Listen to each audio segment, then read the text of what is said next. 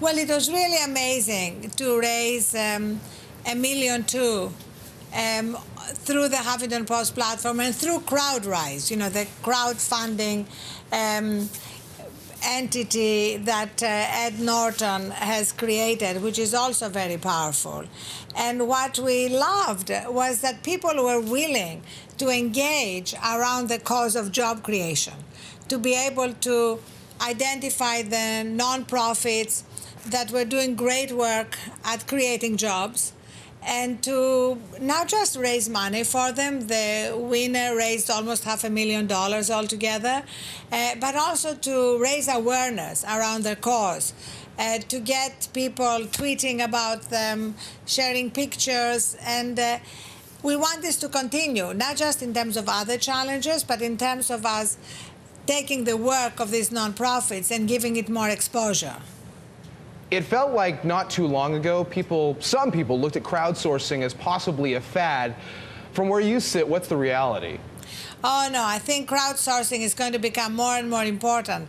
What we found incredibly useful here was adding an element of gaming towards the end, because in the last hour, when JVS LA, the winner, a nonprofit that has over 30,000 clients, helping them with the kind of skills that they need to learn to get a job, was competing with Venture for America, that puts recent graduates in startups around America, like in Detroit, for example, in order to help the startups. So these two, Venture for America and JVS, were competing, and in the last hour, it got really heated, and we raised $150,000 in an hour because they all appealed to their boards, their most ardent supporters, to try and win what turned out to be an additional $150,000. The Skoll Foundation gave a total of $250,000 distributed among the front runners. You're able to do something like this because of what Huffington Post has become. And I saw a stat recently that you guys are publishing, I think, a news story every 58 seconds. When it comes to the video that's popping up on Huffington Post, it's doing very well. What do you think the secret sauce of Huffington Post has been?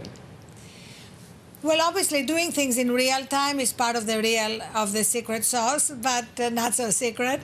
But also engagement. Everything at HuffPost is about engagement. It's not just us presenting stories to our readers. It's bringing our readers into the story through their comments, through sending us videos, through sending us additional information. We've had over 230 million comments since the Huffington Post was launched in May 2005. At the same time, we really believe that it's our job in the media not just to write and talk endlessly about what is dysfunctional, and there is plenty that is dysfunctional in the country at the moment, but we also put the spotlight on what is working.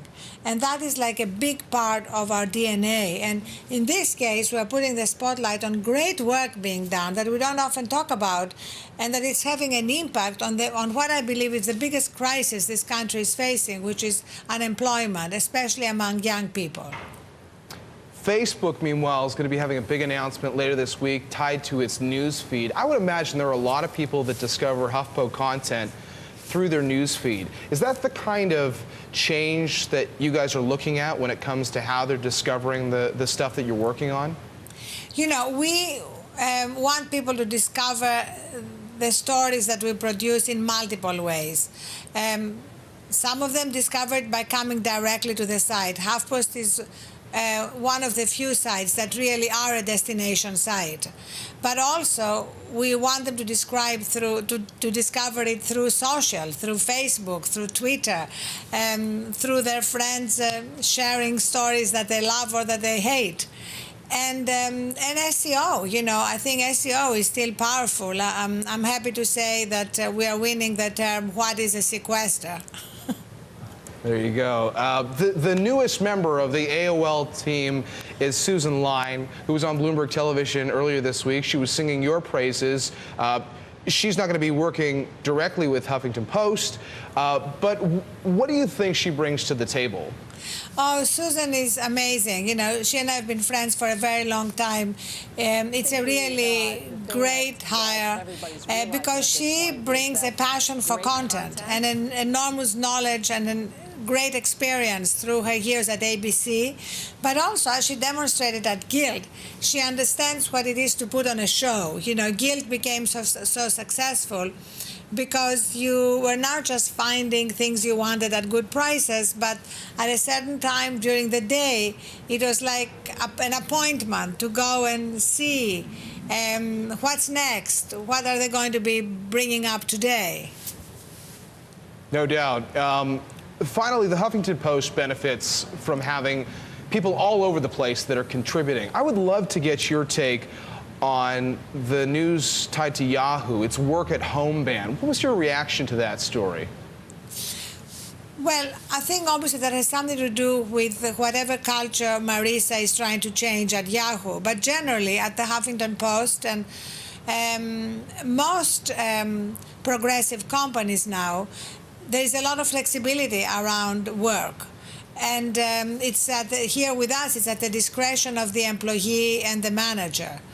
And increasingly, if somebody wants to work from home for whatever reason, their child is sick, they need to be undistracted while finishing a project, that is something that is very easy to do.